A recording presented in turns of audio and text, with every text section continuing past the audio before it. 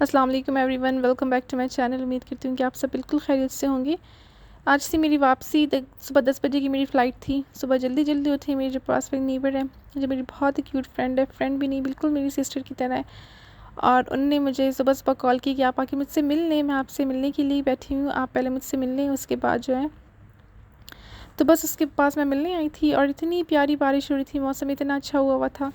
मैं जब पाकिस्तान में थी बहुत गर्मी थी, जब मैं पाकिस्तान से आई तो मौसम सही हो गया, बारिश ही शुरू हो गई। उसके बाद हम उनसे मिले, फिर मैं अंदर आई। और ये पिजन्स ना, इनको ये तकरीबन 3-4 दिन से अम्मी लोग के घर पे थे, क्योंकि नीचे वाले नेबर्स जो थे वो इनको यहाँ छोड़ गए थे, क्योंकि उन्हें कहीं जाना था तो इनको यहाँ छोड़ गए थे। बच्चे इनको देख के बहुत खुश थे, लेकिन इनको देख के ना इन पर बहुत तरस आती थी कि भाई ये क्यों इन पिंजरे में बंद किए हुए, ऐसे ये भी कोई शौक़ होता है कि इन बेचारों को बंद कर दो पिंजरों में। ये हमेशा जहाँ पे भी, जहाँ का दरवाज़ा खुला होता था और बाहर से रोशनी आती थी ना, ये उसी रोशनी की तरफ देखते थे हर वक्त। चारों का ना वो जो फेस होती थी उसी की तरफ होता था। तो इन पे बहुत दिल दुखता था, दिल चाहता था ये पिंजरा इंसान खोल दे और चारों उड़ जाए। उसके बाद जब भाई ड्रेस वगैरह मैंने अपने लिए इस्त्री किया हुआ था, रखा हुआ था, मैंने कहा चलो भाई रेडी होते हैं। बच्चों को जो है मैंने सोया हुआ ही रेडी किया, सोया हुआ उनको उठाया, लेकिन फिर उठ गए थे। उसके बाद जिस घर पे आपने जिस वक्त जाना होता है ना, तो वो घर आपका बहुत फैला होता है, साइड से आपने पैकिंग की होती है, सब कुछ किया होता है। ये जो कपड़े थे ये भी बाहर पड़े हुए थे, क्योंकि बारिश हो रही थी तो सूख नहीं रहे थे, तो इसलिए फ़ैन लगा के इनको सुखाया था। उसके बाद बस जाने का टाइम था, सामान वगैरह सब कुछ गाड़ी में रख रहे थे, प्रैम वगैरह सब कुछ। तो बस उसके बाद हम लोग चले गए थे घर से। तकरीबन हम लोग 6-6:30 बजे हम लोग घर से निकल गए थे। सुबह का टाइम था, बच्चों को सुबह सुबह जगाया था, तो इनका मूड इतना अच्छा नहीं था, ये बहुत क्रैंकी थे दोनों, क्योंकि नींद नहीं पूरी हुई थी, रात को भी लेट सोए थे।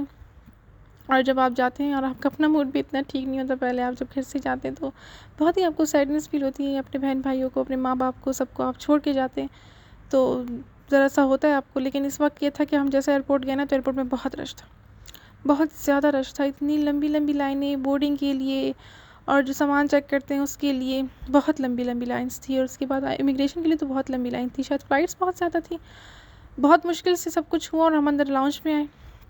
बच्चों को बहुत नींद आई हुई थी, बहुत रो रहे थे दोनों, बहुत क्रैंकी थे। इनको क्या समझ है कि भाई हम लाइन्स में क्यों खड़े हैं, इनको असल में लाइन्स में नहीं खड़ा होना था। अब दोनों कह रहे थे कि भाई यहाँ से चलो, यहाँ से चलो। ऐसा होना चाहिए कि जिसके पास छोटे बच्चे हों और जो अकेली औरतें होती हैं, उनके लिए ज़रा से कोई अलग वो होना चाहिए कि वो जल्दी जा सके, क्योंकि बच्चे इतना नहीं करते।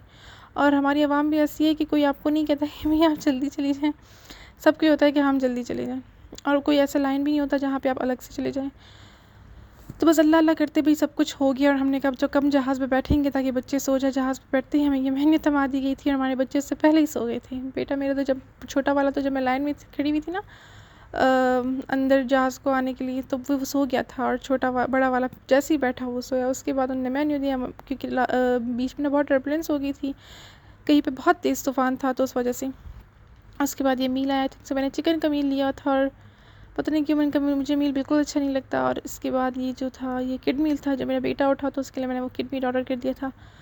उसके बाद सफ़र अल्हम्दुलिल्लाह से बहुत अच्छा गुजरा। बच्चों ने सफ़र में तंग नहीं किया, क्योंकि सो गए थे, अच्छी से खासी नैप ले ली थी ना, तो उसके बाद इन लोगों ने तंग नहीं किया। बस उसके बाद आए फिर यहाँ पे सामान के लिए, लेकिन सामान के लिए भी अल्हम्दुलिल्लाह बहुत ज़्यादा वेट नहीं करना पड़ा, जल्दी सामान आ गया था और हम लोग बाहर चले गए थे।